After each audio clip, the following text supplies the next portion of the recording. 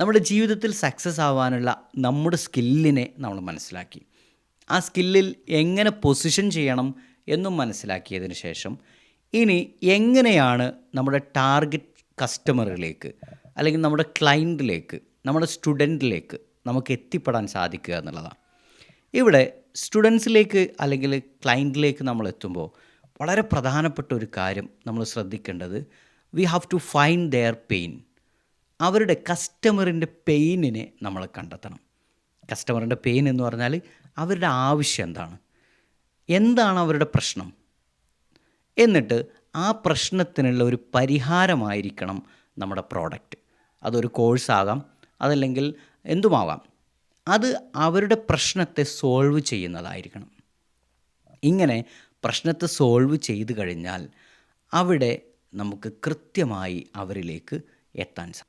Example പറയുകയാണെങ്കിൽ, ഇപ്പോൾ ഒരു മാർബിളിൻ്റെ കച്ചവടക്കാരനാണെന്ന് വിചാരിക്കുക.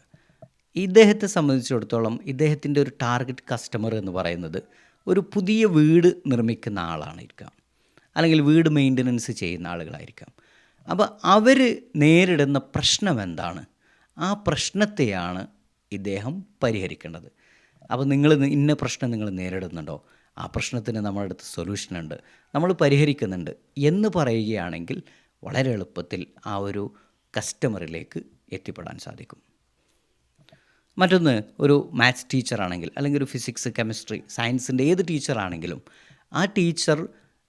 ആ ടീച്ചറെ ഫോക്കസ് ചെയ്യുന്ന സ്റ്റുഡൻസ് നേരിടുന്ന പ്രശ്നം എന്താണ്. എൻട്രൻസിന് പഠിക്കുന്ന സ്റ്റുഡൻസിന് മാത്സിൽ പ്രശ്നമുണ്ട്. അപ്പോൾ ആ പ്രശ്നം ഹൈലൈറ്റ് ചെയ്തുകൊണ്ട് അതിന് പരിഹാരം നമ്മളുടെ അടുത്തുണ്ട് എന്ന് പറയുമ്പോൾ ആ ഒരു പരിഹാരത്തിലേക്ക് അവർ വരുന്നതാണ്.